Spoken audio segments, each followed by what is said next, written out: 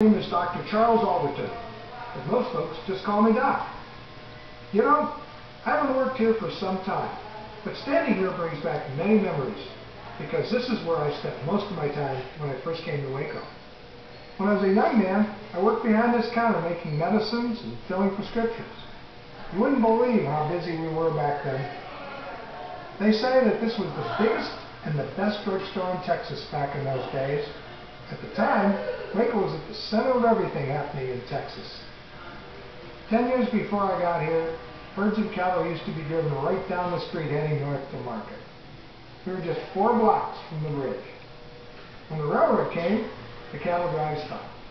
Everyone says that Austin Avenue began smelling a lot better after that. When I came to town, wagon trains were still bringing more newcomers into Texas. And of course, they were heading south.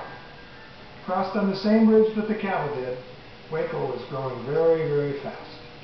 I came up from Galveston to Waco. It was Dr. Wade Morrison who hired me to work in his drugstore. This place was already famous when I got here. It was a gathering spot for local folks, what with a cigar counter, the soda fountain, of course the pharmacy. Pardon me. Now that soda fountain was really something. It hasn't changed much since then. That back bar was built by the Mayland Cabinet Company right here in Waco. I used to spend a lot of time over at that fountain. We mixed sodas in all the regular flavors, cherry, orange, grape, lime, and such, as well as sarsaparilla and ginger ale. There weren't any of these new concoctions like the cola flavors back then. Speaking of flavors, I'm proud of the one I did over at the fountain. I've been given lots of credit for creating a new soda flavor. These days it's called Dr. Pepper. But back in the beginning, everyone just called it a Waco. I used to enjoy mixing different flavors together in different combinations. I decided that the best drink anyone could make would be the one that tasted like the drugstore smelled. You know, with all those flavors mixing in the air.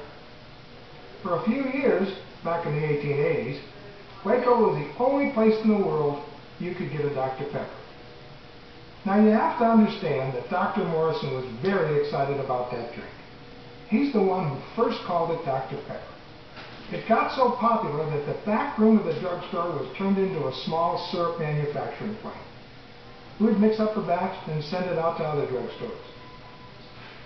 It must have been about 1890 or 91 when Dr. Morrison and some other investors started a new company to bottle Dr. Pepper and a few other soft drinks.